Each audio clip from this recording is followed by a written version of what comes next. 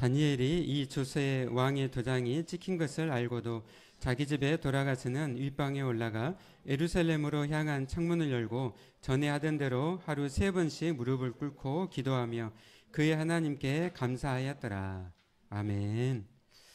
네, 오늘은 특별히 저희 정경호 목사님께서 저에게 말씀 전해주실 텐데요. 우리 9월 달에 그 수요일마다 SLTC 우리 소그룹 리더 훈련 또 줌을 통해서 또 저희들과 함께 하셨고요. 인도해 주셨고 우리나라 특별히 청년 대학생들 또 부흥과 또 그 리더십을 위해서 많이 그동안에 수십 년 동안 이렇게 수고하시고 헌신해 오신 목사님이십니다.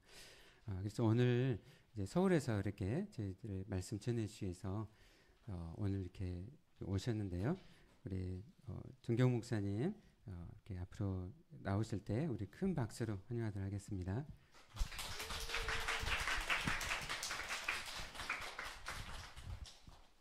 안녕하세요. 시험 기간 아닌가요? 네, 포기한 거예요? 네, 그렇죠. 포기는 김장할 때나 필요하죠, 뭐.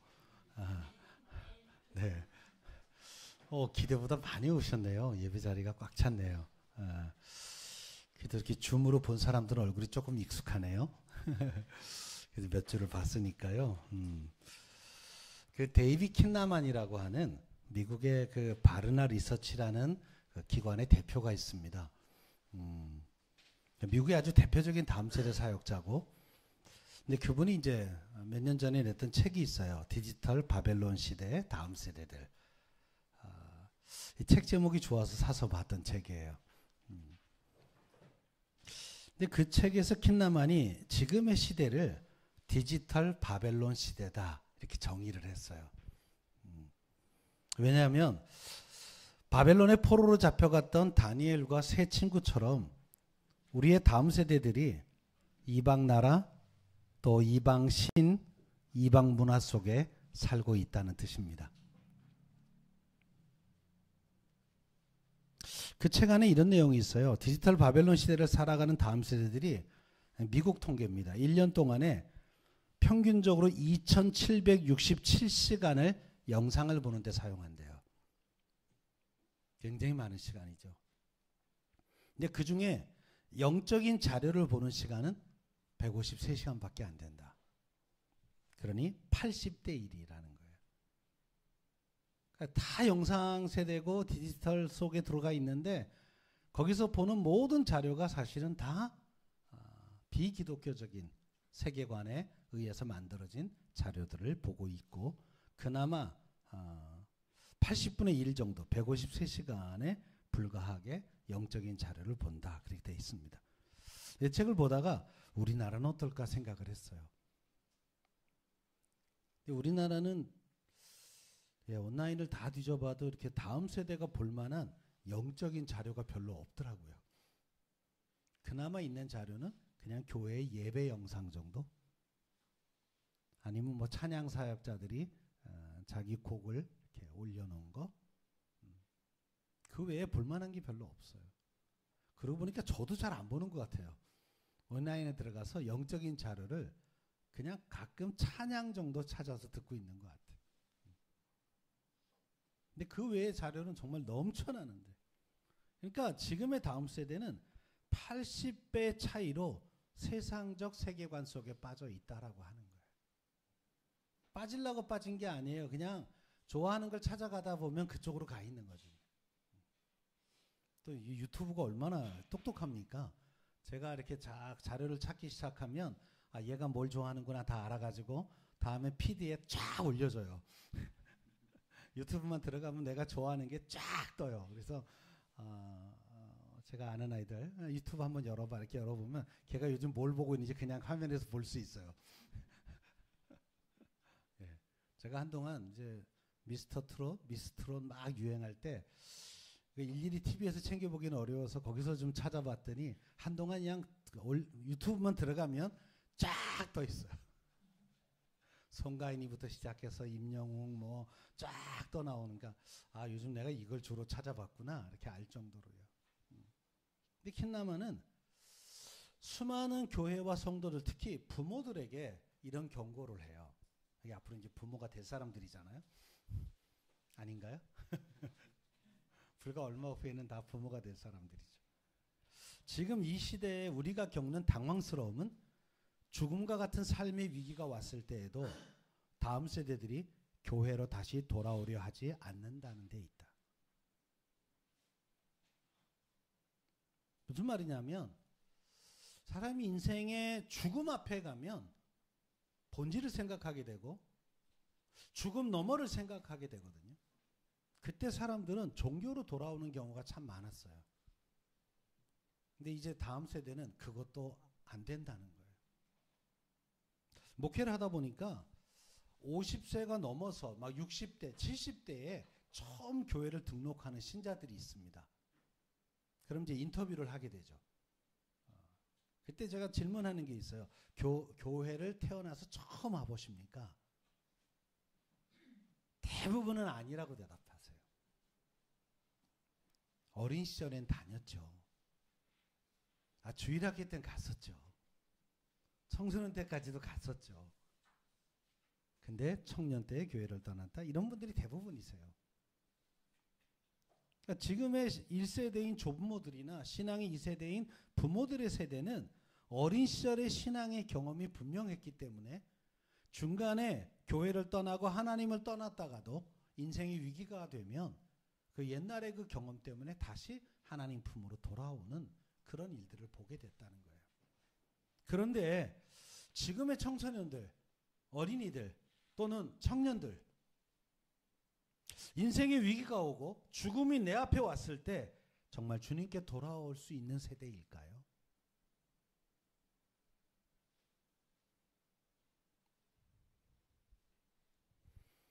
정말 언젠가 한 번만이라도 주님을 자신의 구세주로 영접한 경험이 있다든지 하나님 앞에서 함께 하나님을 체험하며 살아본 경험이 있다든지 내가 기도를 해봤는데 하나님이 응답해 주셨다라고 하는 그런 확신이 있었던 그 어느 시기가 있었다면 그들은 위기의 순간에 하나님을 찾을 수 있습니다.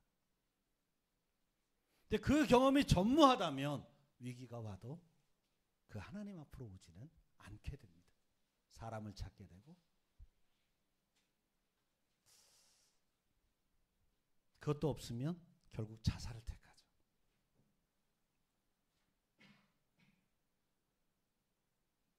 오랫동안 다음 세대 사역, 특히 청소년 청년 사역을 하면서 자살하는 아이들을 봤어요.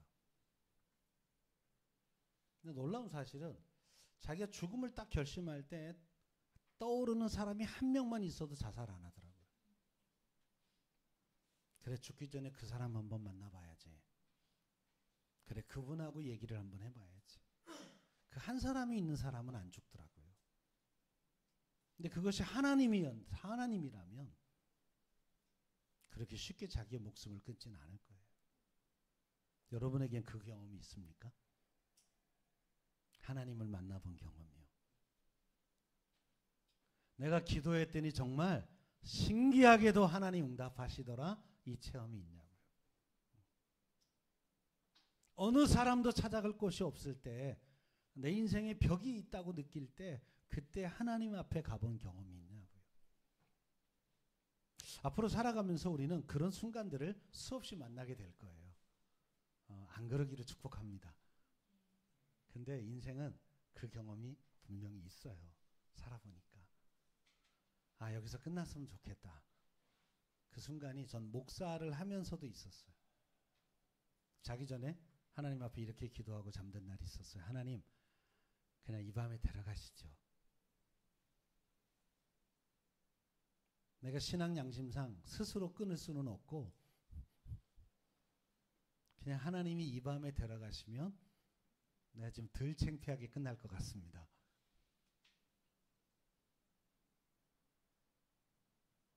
한 번 있었을까요? 제 경험엔 꽤 여러 번 있었던 것 같아요. 가장 최근에는 2016년에 있었어요. 정말 그때는 가고 싶더라고요. 하나님 여기까지 됐으면 됐어요. 근데 데려가시죠. 가셔도 되겠습니다. 그리고 누웠는데 이 창문으로, 그때 제가 인천 송도에 살 때였거든요. 창문으로 송도의 야경이 쫙 보이는 거예요. 근데 왜 그날 밤은 그렇게 아름답죠? 송도의 야경이 정말 아름답습니다. 제가 집이 28층이었어요. 송도에는 아파트가 보통 54층 뭐 이래요. 그래갖고 이제 바닷가니까 이렇게 구름이 끼고 안개가 낀 날이 많은데 아침에 일어나서 창문 바깥을 보면 구름이 저 밑에 있어요. 근데 그날따라 늘 보던 야경이잖아요. 근데 그날은 정말 아름답더라고요. 그리고 그 야경을 이렇게 보는데 우리 아이들 얼굴이 이렇게 지나가요. 이렇게. 지금부터 한 7년 전이니까 여러분 또래 정도야 우리 아이들. 지금 다 30대예요. 얘네 아직도 내가 도와줄 일이 많은데 제가 너무 힘들어서 목회를 다 접었어요. 개척해서 5년 동안 담임하던 교회 한참 부흥하고 있을 때였어요. 담임 사임을 했어요. 제가 그 마음 상태로 목회를 한다는 게 교인들한테 미안해서 안 되겠더라고요. 어느새 교회는 많이 성장을 해서 캠퍼스의 청년교회였으니까 딱 이 분위기였어요.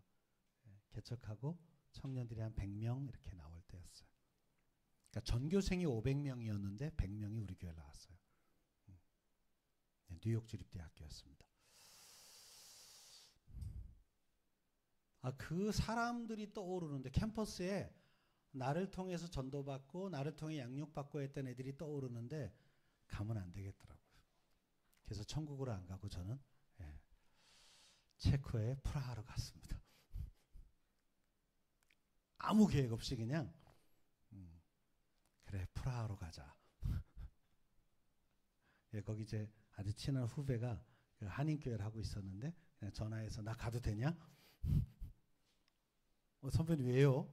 아니 그냥 가고 싶어서. 아무 얘기 안 하고 그냥 세상을 떠나고 싶은데 세상 못 떠나고 한국이라도 떠나고 싶다. 그래서 급히 비행기를 예약을 하고 프라하로 날아갔어요. 프라하 가서 하루 종일 걸어 다녔어요. 혹시 프라하 가보신 분 있나요? 있죠. 프라하 이쁘죠. 그 후배가 사는 집이 프라하 성 밑에였어요. 한 30분 걸어 올라가면 프라하 성이 보이는 꼭대기 있잖아요. 그래갖고 프라하 성에 올라갔더니 뭐 어마어마하더라고요, 성이. 근데 저는 그보다 더 예뻤던 게 뒷길로 내려올 때 보이는 장면이었어요. 거기는 지붕이 다 빨갛죠. 빨간 지붕에 집들이 쫙 있는데 그 뒤로 이렇게 강이 흐르고 그 강을 따라서 쭉 걸어 내려오다 지치면 카페 가서 차 한잔하고 후배하고 그냥 그 속상한 얘기를 이제 막 하는 거예요. 그랬더니 후배가 나보다 더 심한 얘기를 하더라고요. 한 4넋두리를 하러 갔는데 자기가 체코 와서 그 겪었던 막 그 아픔들을 쏟아놓는데 내가 지금 얘기하려고 그러면 그거 있죠 형 있잖아 그거 자기 얘기가 그래갖고 나는 내 거 풀러 갔다가 상담했어요. 근데 왜 그런 거 있죠? 나보다 더 심한 애를 만나니까 내 건 아무것도 아니라는 그랬던 순간이 있었어요. 근데 정말 하나님이 싫어서 기도도 안 나오던데 그런 때 혹시 있었나요? 하나님이 싫어서 일부러 기도 안 했어요. 왜냐하면 기도하면 대답이 늘 뻔하셔 그분은. 그리고 내가 하나님을 이길 자신이 없어. 그러니까 괜히 기도해서 버텨봐야 그러니까 에이씨 그냥 쌩 까는 게 최고야. 근데 그래도 기도를 하게 되는 게 있어요. 밥 먹을 땐 나도 모르게 기도하고 있어요. 이게 수십 년 습관의 결과죠. 기도 안 하기로 결심했는데 그렇게 잘하고 있던 큐티 스톱했는데 그동안 큐티했던 모든 큐티 책을 다 갖다 버렸거든요. 오늘 여러분하고 가르쳐줄 그 방법론으로 매일마다 제가 대학 노트 하나씩을 채워갔던 다 갖다 버리고 제가 만들었던 큐티진 책을 다 갖다 버리고 지금은 되게 아까워요. 그때 안 버릴 걸. 그런 순간이 있었어요. 그래도 결국 하나님께로 돌아오잖아요. 왜? 그분을 빼고 났더니 내 인생에 남는 게 없더라고요. 하나님을 딱 부인하고 난 다시는 하나님하고 안 만날래 하고 하나님을 내 인생에서 딱 빼내고 났더니 17살 이후 내 인생에 남는 게 없더라고요. 오랫동안 왜 연애하다가 헤어져 본 경험이 있나요? 이럴 땐 모른 척 하는 거죠, 다. 이렇게. 특히 이 중에 커플인, 다 모른 척 해야 돼요. 그 인간을 딱 빼고 났더니 몇 년 동안 내 인생에 남는 게 없어. 카페를 갔더니, 거기도 같이 왔던 카페. 식당에 갔더니 거기도 같이 밥 먹었던 거. 모든 추억이 다 걸려 있죠. 근데 내 인생에 17살 때부터 하나님은 내 인생에서 빠진 적이 없어요. 내 책꽂이에 다 그분의 흔적이 있죠. 제가 책이 많을 때 한 2만 권 있었어요. 그 책에 제가 견출지 다 붙여서 분류기호 붙이고 제 도장 다 찍어놓고 누구 장서 막 이런 거 있잖아요. 요새는 안 찍습니다. 네. 분류기호까지 제가 만들어서 다 붙여놨어요. 아주 바코드까지 찍으려다 말았어요. 왜? 제 꿈 중에 하나가 도서관 만드는 거였거든요. 지금은 이제 거의 버리고 한 2,000권쯤 남았어요. 최근에 또 한 번 버리려고 작업 중이에요. 제가 이제 충북 괴산에다가 힐링하우스라는 집을 지었는데 거기 불멍하는 걸 만들어 놨거든요. 이렇게. 거기 이제 불쏘시개가 필요하잖아요. 그래서 지금 책들 숙청 작업을 하고 있어요. 모아서 한쪽에 쌓아놓고 불 피울 때마다 한 권씩 재단에다가 바치려고요. 이렇게. 그 책에도 하나님의 흔적이 모든 곳에요. 내 인생에 하나님을 빼내니까 남은 게 없더라고요. 결국은 하나님께로 다시 돌아오죠. 근데 그러지 못하는 세대를 보면 너무너무 속상하죠. 그 하나님으로부터 오는 위로와 그분의 그 하나님이 나를 응원하시는 것과 그 하나님이 내 인생 가운데 내가 정말 돌파할 수 없었던 수많은 난관들을 돌파케 하시는 하나님의 능력, 이것들을 경험 못했다는 게 그렇게 안타깝죠. 여러분, 좋은 영화를 한 편 봐도 사람들에게 알려주지 않습니까? 야, 그 영화 봤냐? 대박이야. 막. 최근에 전 무빙 정주행했네요. 네. 처음엔 안 봤어요. 왜냐면 강풀에만 하니까 뭐 뻔하잖아요. 그냥 강풀의 만화가 영화로 돼가지고 히트친 게 없거든요. 다 망했어요. 뻔하겠지. 근데 이상해. 이번에는 반응이 애들이 자꾸 무빙 하는 거예요. 그래서 나도 무빙 됐어요. 에이, 다 다운받아가지고 무빙이 끝나는 날 다운받아가지고 이틀 동안 다 봤어요. 쫙 20회를. 이번엔 재밌더라고요. 그렇잖아요. 그리고 나서 제가 아내 보고 여보 무빙 봐. 대박이야. 거기 주인공 애가 희수야. 내 딸 이름이 희수예요. 그 녀석이 자꾸 희수야 부를 때마다 짜식 내 사위 같은 느낌이. 몸도 뚱뚱해가지고 나하고 비슷해. 여보 거기 희수가 나와. 요즘 제 아내가 보고 있어요. 전도했죠. 좋은 카페 가면 여러분 어떠세요? 분위기 좋은 카페 가면 사진을 찍고 내 사랑하는 사람들을 데리고 가죠. 내가 살 테니까 가자. 근데 여러분에게 하나님은 그런 존재이신가요? 자랑하고 싶고 찍을 수만 있다면 같이 사진 찍고 싶고 내가 사랑하는 사람들 앞에 가면 그 하나님을 알려주고 싶은. 왜? 내가 받은 게 너무 많아서요. 그분을 만나면 내가 너무 좋아서요. 그런 세월이 쌓여져 가고 있냐고요. 오늘 본문 말씀에는 다니엘 이야기가 기록되어 있습니다. 주일학교 잘 나온 아이들은 다니엘을 다 알게 돼 있죠. 네. 근데 주로 뭘 아나요? 다니엘 그러면 사자굴에 들어간 거. 사자랑 농담 삼치기 하다 나온 거 뭐 이렇게. 우리가 설교를 이렇게 단편적으로 여기저기 이렇게 듣다 보니까 다니엘 그러면 그다음 새 친구 걔네는 풀무불에서 살아나온 얘기 이 정도를 알고 있죠. 네, 여러분 잘 알다시피 바벨론의 포로로 잡혀간 거예요. 굉장히 많은 숫자가 잡혀갔습니다. 근데 바벨론은 옆에 나라를 점령을 하면 거기에 인재들을 싹 뽑아가요. 그래야 거기가 다시 못 일어나니까. 그리고 자유롭게 살아라 그래요. 폐허를 만들어 놓고 인재는 싹 뽑아서 이쪽으로 인재를 잡아가고 그냥 살아라고. 근데 그렇게 잡혀온 소년이었죠. 그러니까 분명히 부모님이 한가락했던 분이에요. 소년을 잡아올 이유는 없으니까요.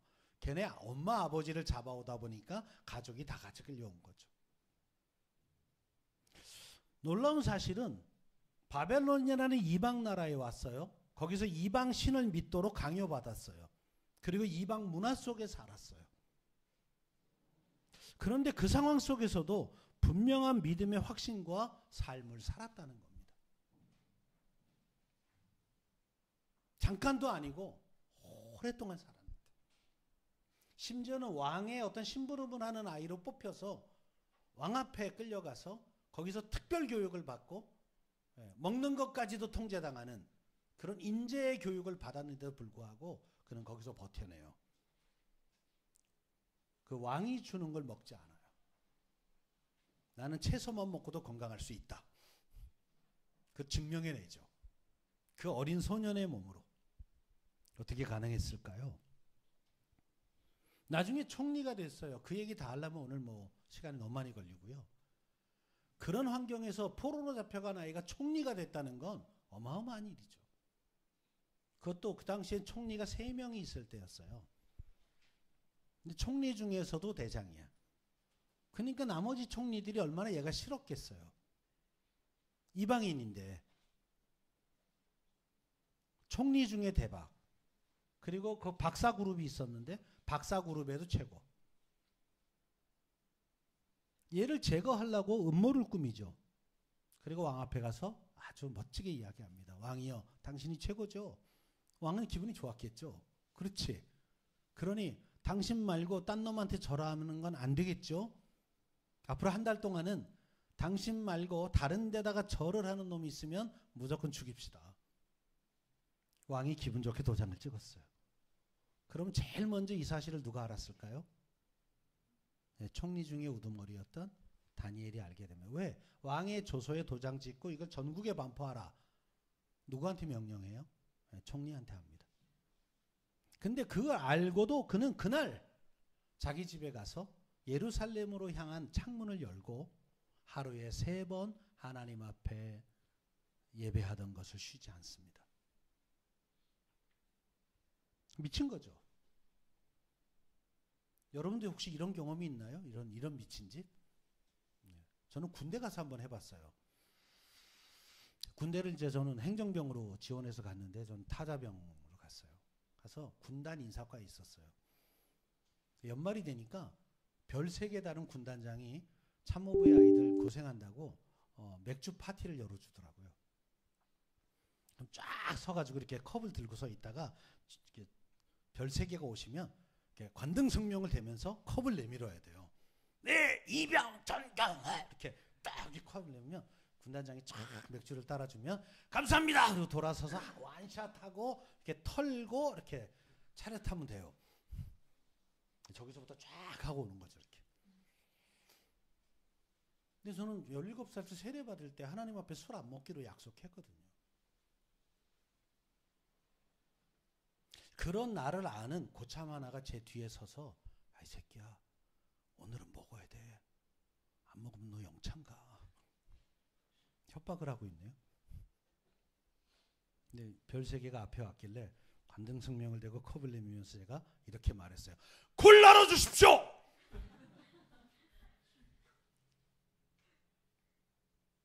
아까 말했던 그 고참 뒤에서 이렇게 한숨 소리가, 이 새끼. 이 새끼. 이렇게 딱. 옆에 있는 애가, 영창 같다, 저 새끼.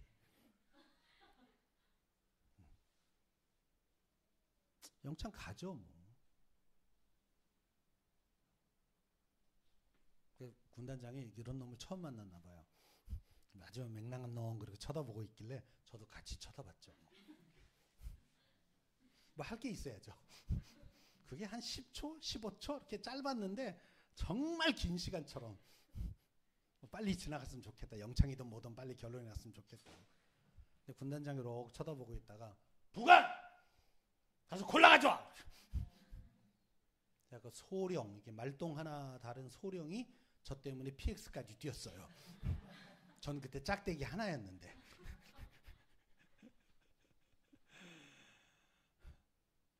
갔다 올 때까지 올스톱이죠. 그래서 제가 콜라로 완샷을 했습니다. 아, 그 치밀어 올라오는 그 거품이 아주 코를 막 시큰하게 하는데 또 어떻게 흉내면 참아야 돼요. 그날 이후로 우리는 뭐 모든 회식 자리에 콜라가 등장했어요. 군단장 앞인데도 그렇게 떨리고 힘들었는데 왕 앞에서 죽인다는데 그는 그 짓을 합니다. 왜? 하나님과의 약속이기 때문에. 다니엘의 세 친구도 마찬가지였죠. 한 번만 부인하면 되는데 그냥 풀무불 가운데 들어갑니다. 그리고 말하죠. 왕이여, 우리가 섬기는 하나님이 계시다면 우리가 맹렬히 타는 저 풀무불 가운데서 능히 우리를 건져내시겠고 왕의 손에서도 건져내시리이다. 그렇게 하지 아니하실지라도 왕이여, 우리가 왕의 신들을 섬기지도 아니하고 왕이 세우신 금신상에게 절하지도 아니할 줄을 아옵소서. 내가 죽는 한이 있어도 그건 안 합니다. 그런데 하나님이 저 풀무불 4,000도가 넘는 저 풀무불 가운데서 나를 건져내실 것이라고 나는 믿습니다. 근데 그렇게 안 하셔도 나는 상관없습니다. 여러분 같은 젊은이의 고백입니다. 이게 어떻게 가능했을까요? 어떻게 그 시절에 이런 다음 세대가 세워졌을까요? 이유는 하나밖에 없습니다. 온 세상이 이방 문화예요. 온 세상이 이방신을 섬겨요. 그런데 유대인 가정은 하나님을 섬겼습니다. 부모들은 그들에게 신앙을 가르쳤어요. 그리고 가정에서 예배가 드려지고 있었습니다. AD 70년에 로마에게 멸망당한 유대인들은 나라 국가가 해체됐어요. 사람들은 전부 세계로 흩어져 나갔어요. 소위 집시가 됐어요. 그 땅을 로마는 팔레스타인이라고 이름을 지었습니다. 지금까지 그 동네를 팔레스타인이라고 부릅니다. 무슨 뜻인지 아십니까? 혹시 팔레스타인이? 블레셋의 땅이란 뜻이에요. 이스라엘이 그렇게도 싫어하는 블레셋의 땅이라고 로마가 이름을 짓습니다. 그리고 1878년 동안 유대인들은 나라가 없었습니다. 그런데 놀랍게도 2000년 가까운 시간이 지난 뒤에 그 땅에 유대인들이 다시 모여서 오늘날의 이스라엘을 재건합니다. 어떻게 이게 가능했을까요? 유대인들의 부모는 자식을 교육하는 첫 번째 이유가 여호와 하나님의 자녀를 만드는 거였어요.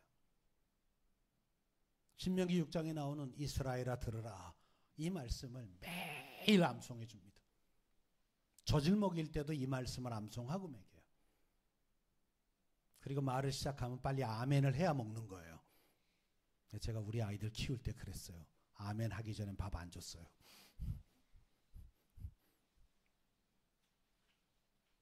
나는 모태신앙은 아니었지만 그렇게 키우고 싶었어요. 결국 그 가정에서 신앙을 부모로부터 전수받은 아이들은 세상의 상황이 어떻게 달라져도 어느 땅에 갖다 놔도 그들은 하나님을 믿는 신앙인으로 살게 됐다는 거예요.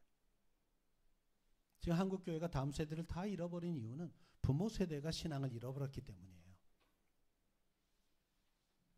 그래서 저는 여러분 같은 청년들에게 소망이 있습니다. 여러분이 분명히 청년 때에 하나님에 대한 신앙과 훈련을 경험하고 믿음의 사람을 만나 믿음의 가정을 이루고 여러분을 통해서 나오는 생명들에게 복음을 전한다면 한국의 기독교는 다시 일어날 수 있습니다.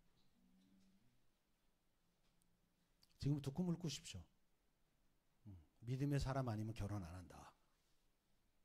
조인성이가 와도 안 한다. 박보검이가 와도 안 한다. 차라리 추남이하고 추남인 남자랑 한다. 괜찮아요. 그건 돈 한 3천만 원 드리면 다 바꿀 수 있어요. 조인성도 만들 수 있고 다 만들 수 있어요. 필요하면 제가 소개할 수 있어요. 논현동에 아주 좋은 곳을 알고 있어요. 사무장이 제 후배예요. 제 이름 되면 30% DC입니다. 여러분 3천만 원에 30%면 어마어마해요. 곧 연락 올지도 모르겠네요. 머리털이 좀 없으면 어때요? 예? 그 하이모 심으면 되는데. 근데 영혼은 아니에요. 전 제가 저한테 주례 부탁하는 친구들하고 결혼 예비 학교를 해요. 그거 오케이 안 하면 전 주례 안 해줘요. 공짜로 해주죠. 딱 한 쌍 넣고. 제 딸 결혼할 때도 제가 했어요. 제 딸 주례를 제가 했으니까. 제가 강요한 거 아니에요. 걔가 해달라 그런 거예요. 근데 예. 저랑 결혼 예비 학교 하다가 헤어진 애들도 꽤 돼요. 신앙 고백을 묻고 결혼해도 되겠니? 니네 둘이 세계관이 이렇게 다른데 앞으로 한 가정을 이룰 수 있겠니? 그냥 신경 쓰지 마시고 제가 더 큰 소리로 할게요. 그럼 또 하우링 나요. 보세요. 남자와 여자가 세계관이 다른데 한 가정이 되겠어요? 제가 이렇게 말했어요. 대부분 자매들이 신앙이 좋고 형제들이 안 좋은 경우가 많거든요. 자매한테 물었죠. 한 번 울고 말을래? 아니면 평생 울을래?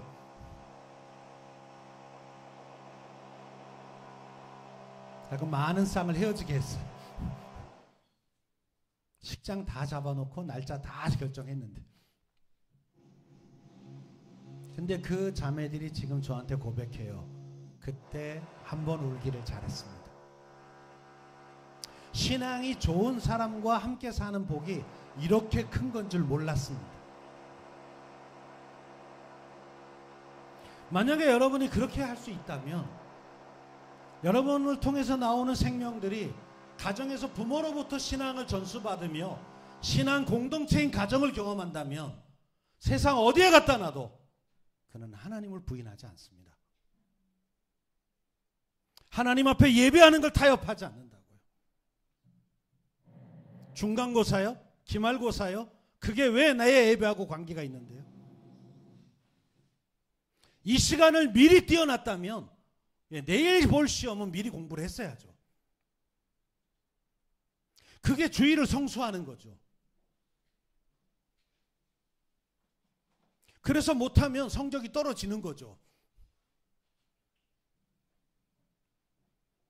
어떻게 11조를 가지고 타협을 해요? 그건 하나님 돈인데. 사실은 우리의 모든 수입이 하나님 건데. 이렇게 기도하는 게 좋지 않아요? 하나님, 내가 10의 9조를 하나님께 드릴 테니까 내가 10의 1조 가지고 살아도 세상에 꿀리지 않게 하십시오. 록펠러가 했던 기도입니다. 실제로 록펠러가 10의 9조를 세상을 향해 쓰고 10% 가지고 살아도 세계 최고 부자였어요. 제가 구두 닦기 할 때 이 기도했거든요. 하나님, 제가 세계에서 11조를 제일 많이 내는 사람이 되게 해주십시오. 굉장히 지혜로운 아이예요. 11조를 제일 많이 내는 사람이 되게 해주세요는 무슨 뜻이에요? 세계에서 제일 부자가 되게 해달라는 거잖아요. 난 이렇게 말하는 애가 하나님 앞에도 응답이 된다고 믿어요. 되게 예쁘잖아요. 나 떵떵거리고 살게 해주세요가 아니잖아요. 나중에 그는 전 재산을 록펠러 재단을 만들고 여러분처럼 좋은 의사들을 만나게 사람들을 안내하죠. 돈이 없어서 치료 못 받는 사람들을 위한 의료재단이잖아요. 카네기도 그랬죠. 카네기도 전 재산을 다 사회에 환원하죠. 전 여러분 가운데 그런 사람이 꼭 나왔으면 좋겠어요. 유산을 자녀들에게 주지 말고 자녀들에게 자꾸 돈 주면 자녀를 망쳐요. 몽땅. 네, 우리나라 녹십자 회장이 그랬죠. 그랬더니 자녀들이 소송을 냈죠. 소송 내면 조금 뜯어갈 수 있대요. 사실 열매나눔 재단이라는 기독교 재단에 다 기부하고 가셨어요. 놀라지 마십시오. 그 돈이 600억이에요. 그랬더니 자녀들이 소송해가지고 네, 그분이 잘 사셨는데 자녀들은 그렇게 믿음으로 못 키우셨나 봐요. 근데 저는 그런 사람이 앞으로 한국 사회에 많이 나왔으면 좋겠어요. 여러분이 나온 학교에다가 장학금을 내고 막 한 100억쯤 대박이죠. 그렇게 벌면 되잖아요. 예, 그렇게 찌질하던 임영웅이는 요새 작년에 500억 벌었대요. 이해가 안 되죠? 근데 나는 얼마를 벌든 나는 상관없어요. 여러분이 500억씩 벌었으면 좋겠어요, 1년에. 근데 어떻게 쓰느냐는 신앙적이어야죠. 물론 버는 방법도 신앙적이어야 돼요. 아브라함도 부자였습니다. 욥도 부자였어요. 다 부자였어요. 부자가 잘못된 게 아니에요. 열심히 여러분의 땀의 소산을 걷는 거, 그건 하나님이 오케이예요. 단 물질의 주인이 하나님이신 걸 알고 하나님의 뜻에 맡겨 써야죠. 다 내배 불리고 나 범나게 사는 데다 다 쓰라고 주신 물질이 아니거든요. 가난할 땐 다 여기 아멘 해요. 근데 부자 되더니 아멘을 안 하더라고요. 11조를 1,000원 낼 때는 잘들 내요. 제가 1,000원부터 내봤거든요, 11조를. 근데 그 11조가 100만 원을 넘어가면 그때부터 고민들을 해요. 고민하지 마요. 다 내도 돼요. 저도 한때는 돈 잘 벌을 때가 있었어요. 제가 잘 나가는 강사가 돼서 한 달에 강사비를 2천만 원까지 벌어봤네요. 보통 강의를 50번에서 60번을 했어요, 한 달에. 기업에서 강의하면 한 번 가면 200~300씩 줬어요. 근데 전 여전히 서울의 조그마한 빌라에 삽니다. 15평짜리 빌라. 그 돈 다 어디 갔을까요? 다 여러분 같은 대학생 등록금 없다 그러면 주고, 다 돈도 없으면 마이너스 통장 긁고. 걔는 마이너스 통장이 없고 나는 있으니까. 걔는 은행 가서 돈 빌릴 자격이 안 되니까 내가 빌려서 주는 거죠. 그런 애들이 다 이렇게 말해요. 목사님, 제가 졸업하고 꼭 갚겠습니다. 그렇게 해서 돌아온 애는 한 명도 없었습니다. 근데 저는 걔네들 비난하지 않아요. 왜? 줄 때 이미 안 갚아도 되는 돈이었으니까. 왜냐면 내 돈이 아니고 하나님 돈이 갔으니까. 가끔 양심 찔리면 연락 들어와요. 목사님, 이렇게 약속해놓고 못 지켜 죄송해요. 미안해하지 마. 나한테 주지 말고 또 네 후배들 가운데 등록금 없고 그럼 좀 줘라. 후배들 밥 사줘라. 그렇게 흘러갔으면 좋겠다. 마이너스 통장 긁었는데 이미 하나님 다 갚으셨어. 자유해라. 근데 가끔은 그 생각이 날 때도 있어요. 요새 힐링하우스 짓다가 빚을 많이 지니까 걔네들이 좀 회개하고 돈 좀 보냈으면 좋겠다. 아마 이 생각이 들 때도 있어요. 솔직하게. 그리고 기도도 해봤어요. 하나님, 걔네들에게도 역사해 주옵소서. 지금입니다. 이제 인간의 한계예요. 안 잊어져요. 큰 돈 준 애들은 2,800 뉴욕 지립대 같은 데는 등록금 이렇게 비싸요. 한 달에 1년에 22,000불 내야 되니까 한 학기에 막 1,800만 원 이렇게 들어가니까 기숙사니까. 한국 대학에서 사역할 때는 좀 쉬웠어요. 한 300만 원 주면 됐거든요. 1,800원 헉 다시 한번 기도해봐야 돼요. 그런 애들이 꼽아요. 그냥 한 학기 남았는데 자퇴해야 될 것 같아요. 그러면 어떻게, 야 기도해보자. 어떻게 그렇게 말해요? 말을 그렇게 했어요. 기도해봐라. 지금 포기하지 말고. 그리고 다음날 기도하면 하나님 꼭 이렇게 머릿속에 떠오르게 해요. 너한테 마이너스 통장이 있다. 하나님 전 짓궂죠. 그것도 조고로 타니까 익숙해져요. 왜? 하나님이 갚으시는 거예요. 저도 가난해서 등록금 못 냈던 때가 있었죠. 근데 누군가가 제 성경책 속에다가 하나님께 등록금을 넣어놓고 가더라고요. 제가 찬양 인도하는 동안에. 근데 지금도 그분이 누군지 몰라요. 그 당시에 제 등록금이 60만 원 정도예요. 그래서 나중에 청년 하나한테 60만 원을 줬어요. 그러니까 갚을 길이 없으니까. 그 청년도 역시 같은 얘기를 했어요. 목사님 제가 나중에 갚을게요. 그때는 아예 처음부터 얘기했어요. 나한테 갚지 말고 다른 애 줘. 경험을 해봤더니 그게 오랫동안 쌓여서 내 믿음이 돼버리니까 물질의 많고 적음이 나를 움직이지 않더라. 우리가 경건한 삶을 산다는 게 그렇게 하루아침에 되는 게 아니거든요. 오랜 동안의 경험이 쌓여야 돼요. 안 그러면 쉽게 넘어지죠. 운동도 그렇잖아요. 운동 하나 잘하려면 하루아침에 됩니까 그게? 적어도 1년 이상은 미쳐야 그게 좀 돼요.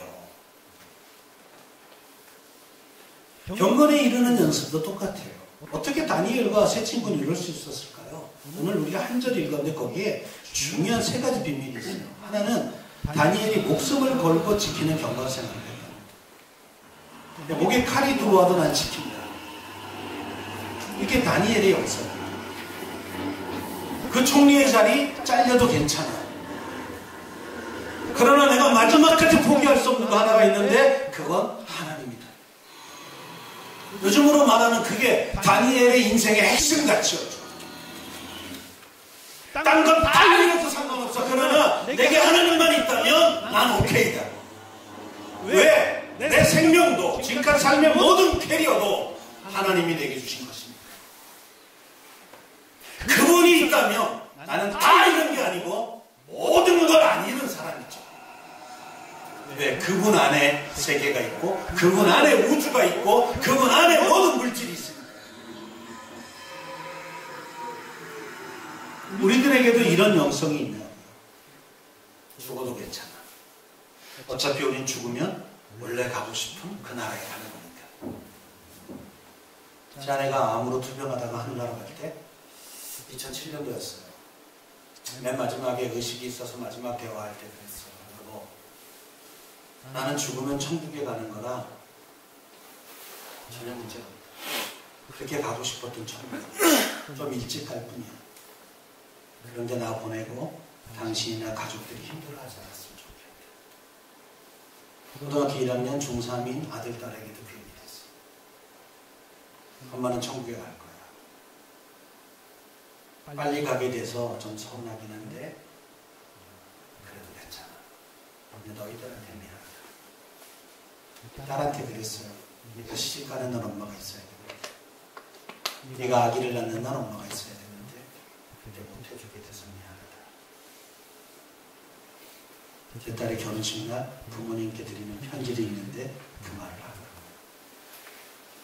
이날을 많이 걱정하고 가셨던 하늘에 계신 그분께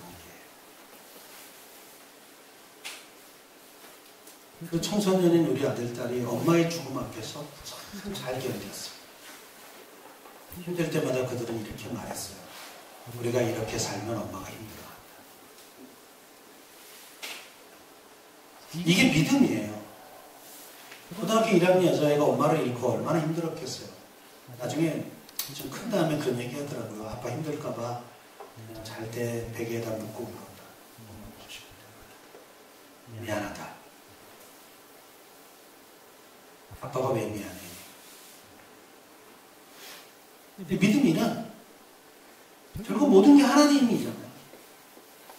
여러분도 저처럼 여러분 인생에서 하나님을 빼고 나면 아무것도 없는 인생으로 살았으면 좋겠어요. 근데 그게 살아보니까 대박이에요. 왜냐하면 돈이 없어도 꿀리지 않아. 제 마음에 항상 있는 신념이 있는데 그분이 한 번만 마음먹으면 모든 사람의 돈은 내 돈이다. 돈이 없었죠. 이게 집 짓다 보면 이제 건축이 한 10억 가까이 든다는 건축이다. 아내도 걱정하고 할 때 그랬어요. 걱정할 거 없어. 그분이 그냥 등 한 번 치면 남의 돈은 다 우리 거로 와. 그런 날마다 한 2천만 원씩 와요. 그 몇 번 경험하더니 제 아내도 많이 평안해졌어요. 건축 돈이 그렇게 없었어요, 저한테. 100평짜리 집을 지었거든요. 거기에 게스트하우스가 있어요. 여러분도 언제든 놀러 오면 됩니다. 사용료가 없습니다. 안 믿어지죠? 굉장히 잘 지어놨어요. 아니, 정말 삶에 지친 아이들이 왔으면 좋겠었어요. 근데 시험 끝나고 그런 날 있잖아요. 어디 좀 하루 훅 나갔다 오고 싶다. 근데 나한테는 돈이 없다. 오랫동안 갈 수도 없다. 그럴 때 하루 와서 하루 1박 정도 하면서 하늘의 별도 보고 불멍도 하고 고기도 구워 먹고 푸른 잔디밭도 보고 그러면 그냥 해결이 되잖아요. 오늘 제가 밥도 해줄 건데. 캠퍼스에서 맨날 그 짓 했거든요. 20년 동안. 시험 기간에 떡볶이 500인분 만들어서 도서관 앞에서 프리 하고 걸어놓고 쫙 나눠주고 외국인들이 와서 그러더라고요. 너무 매워요. 그래서 짜장 떡볶이를 했죠. 그랬더니 좋은 놈이 와서 이렇게 얻어먹는 것들도 다 취향이 있어요. 우리는 찐득찐득한 떡을 싫어해요. 그래서 또 미니 햄버거 만들고 시험 때마다 했어요. 이거. 20년 동안 캠퍼스에서. 아내가 묻던데요. 너 그렇지 않니? 누구세요? 나 이 캠퍼스의 목사야. 우리 학교에 목사가 있어요? 학교가 부르진 않았지만 그냥 내가 왔어. 기독교 학교가 아니었습니다. 근데 이런 걸 왜 하세요? 얘네 시험 보는 거 힘들잖아. 응원하려고. 그 아이가 기가 막힌 말을 해줬어요. 지금도 있지 않나. 좋은 일을 하시네요. 얘가 네이버 블로그에다 그날 사진을 찍어서 글을 올려가지고 지역 신문에 놨어요. 떡볶이 파티. 캠퍼스에서 20년을 이 짓을 했어요. 그래서 이 분위기가 되게 익숙해요. 설교를 끝내고 싶지 않을 만큼 이미 약속 시간이 지났어요. 두 번째 비밀은 충분한 시간을 갖고 경건 생활을 했다는 거예요. 하루에 3번씩. 적어도 그 3번은 하나님에게만 초점을 맞췄다는 거죠. 그냥 잠깐 후딱 치우는 그런 경건 생활이 아니었어요. 하루에 3번을 총리로서 그 바쁜 일정 중에 시간을 빼서 그것도 집에까지 와서 그 창문을 열고 하나님과 만났다는 거죠. 그러려면 점심 시켜서 예배를 했을까요? 아침 시간에 게으름을 필 수 있었을까요? 저녁에 스케줄을 함부로 잡았을까요? 그게 우선순위였기에 그는 충분한 시간으로 하나님과 만남을 매일매일 하고 있었습니다. 그래서 세 번째는 일상의 습관이 된 경건이었어요. 그냥 어떨 때 한 번씩 이벤트로 하는 경건 시간이 아니었어요. 늘 하는 시간이었어요. 그냥 아침에 일어나면 양치질 하듯이, 아침에 일어나면 아침밥 먹듯이, 그냥 때가 되면 그냥 자동으로 배가 고프듯이, 그는 하루에 3번은 그냥 온몸이 반응하는 습관화된 경건 생활을 했다는 거죠. 그것이 쌓여서 위기의 순간에도 하나님을 포기할 수 없었고, 그 포기할 수 없는 간 사람을 향해 하나님은 기적을 베풀 수밖에 없는 인생을 살게 됐다는 겁니다. 사랑하는 여러분, 우리가 살아가는 이 세상 영적인 바벨론 시대 같습니다. 정말 신앙을 지킨다는 게 쉽지 않은 세상이 왔어요. 이제는 식사기도 한번 하기도 어색한 세상이 왔어요. 왜? 식당 가서 보십시오. 식사기도 하는 애가 몇 명이나 보이나. 제가 캠퍼스 사역을 한참 할 때도 식당 가면 유심히 봤어. 몇 명이나 기도하나. 근데 아주 애매한 애가 있어요. 이게 기도인지 아닌지 구분하기 어려워요. 왜 이런 거 있죠? 이렇게 밥 뚜껑을 딱 잡고 잠깐 눈을 감고 이것과 함께 뜨는. 이건 기도로 쳐야 되나 말아야 되나. 기대 기도다. 어쨌든 눈은 감았잖아. 그것까지 쳐도요. 사실 얼마 안 됐어. 근데 한국 기독교의 통계는 17%입니다.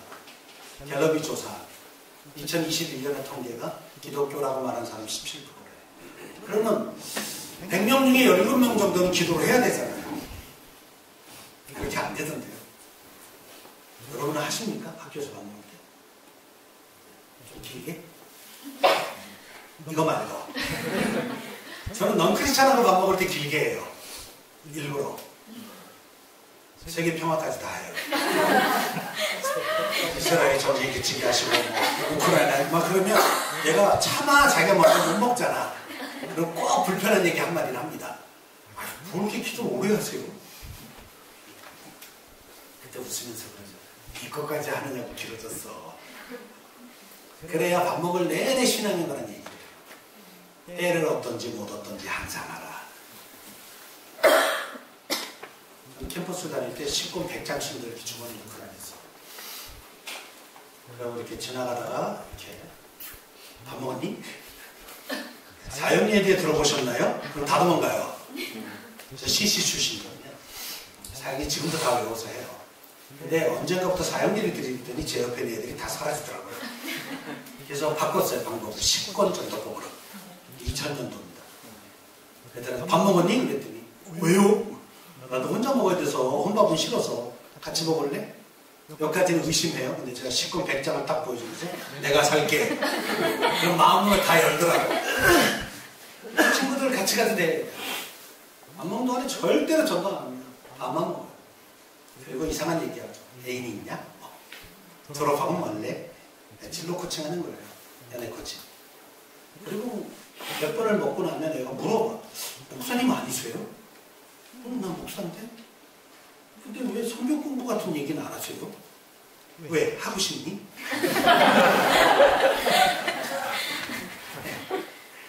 혹시 그런 거 궁금하면 내 사무실인가 한번 올래? 후문 나가면 있어. 오면 라면 끓여 먹이고 커피 타주고. 그럼 얘가 게시판에서 이렇게 보고 이건 뭐 하는 거예요? 지가 물어봐. 그거 1대1로 만나서 일주일에 한 번씩 이렇게 성경에 관한 얘기하는 건데 할래? 이래가지고 걸린 애들 많아요. 그러다니 기독교 과목도 열었죠. 학교에다 제안서내서 기독교와 서양 문화. 놀라지 마십시오. 한 학기에 400명씩 왔어요. 우리 학교 최고 인기 강의였어요. 전 그것 때문에 겸임교수로 승진했어요. 그건 강사료가 올랐다는 뜻입니다. 그리고 100명씩 끊어서 3학점짜리 4반. 근데 겸임교수는 9학점까지밖에 강의 못해요. 하나는 또 CC 우리 선배 목사님 불러다 강의시키고 제가 야간 한 반, 주간 2반. 300명이 일주일에 3시간씩 제 얘기를 들어야 돼요. 얼마나 고소한지 아세요? 그래서 첫 번째 강의를 잘해야 돼요. 수강 변경 기간이라. 그때는 아주 마일드하게 강의를 하죠. 역사, 역사관, 기독교 역사관. 이 강의를 하죠. 저 사학과 출신이에요. 그럼 이제 두 번째 시간서부터는 변경 못 하잖아요. 그때부터 이제 본질이 나오죠. 예수 그리스도의 탄생과 교회의 시작. 그래서 교재를 저는 이렇게 옛날에 다 디스켓으로 줬어요. CD로. 왜? 다음 주부터는 프린트 해가지고 와라. 첫째 날 거 내가 프린트 해줄게. 시험 없다. 애들 되게 좋아합니다. 중간고사 없다. 과제 아주 간단한 거 하나. 대신에 출석 점수 한 번에 5점씩. 그러니까 출석만 잘하면 50점 먹고 들어간다. 근데 한 번 사기 대리 출석 이런 거 하면 15점 깐다. 간단해요.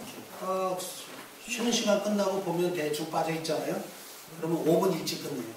자, 지금부터 출석 부르면 한 명씩 가방 들고 나가. 그래갖고 걸리면 15점 까는 거야. 왜냐하면 난 여기 앉아 있어야 내가 복음을 전할 거 아니에요. 근데 이 강의가 그렇게 사람이 많았어요. 전도하려고. 전 강사비 받으면 애들 삼겹살 쐈어요. 여러분 시간 강사한테 삼겹살 얻어 먹어봤어요? 처음에 17만 원 받았네요. 강사비. 다 쌌죠. 그랬더니 400명 들어가지고 그때부터 여유롭게 싸도 돼요. 한 달에 107만 원 이렇게 나왔습니다. 왜요? 하나님이 내게 보낸 삶이었어요. 근데 거기서 아이들하고 매일 아침마다 큐티 모임을 했어요. 아침 8시에 내 사무실에서. 애들 밥만 먹고 오니까 먹을 거 잔뜩 준비해놓고 큐티 모임을 하죠. 그리고 내 사무실은 언제나 열어놨어요. 누구든지 와서 먹고 가라. 네. 캔커피 뭐 이런 거 다 싸놓고 그냥 가져가. 문 항상 오픈. 나중에 제가 뉴욕 지린대에서 영국 교수하고 할 때 그때부터 직원한테도 대방은 언제나 열어놔라. 애들 여기가 속으로 모이는 게 아니에요. 사랑하는 여러분, 적당히 믿어서 신앙을 지키기 어려운 시대에 살고 있습니다. 그 싸움을 이겨내려면 매일 하나님과 만나는 시간이 있어요. 교회가 그걸 매일 해줄 수가 없습니다. 여러분 스스로가 성경을 볼 수 있잖아요. 스스로 기도할 수 있잖아요. 여러분이 불러도 하나님 응답하시잖아요. 그렇다면 그 시간을 쌓아가십시오. 처음에는 큰 차이 없어 보입니다. 그러나 그 시간이 쌓이면 인생의 위기 앞에서는 엄청난 차이가 납니다. 무너지지 않습니다. 위기 앞에서는 당당할 수 있습니다. 왜? 역사와 우주를 움직이는 하나님이 나와 함께하고 있다는 확신 때문입니다. 여러분 모두가 그런 믿음의 사람 되어서 캠퍼스에서, 직장에서, 그리고 앞으로 살아가는 모든 삶의 자리에서 하나님이 살아계심을 증거하는 하나님의 종들이 되기를 주의 이름으로 축복합니다. 기도하겠습니다. 하나님 아버지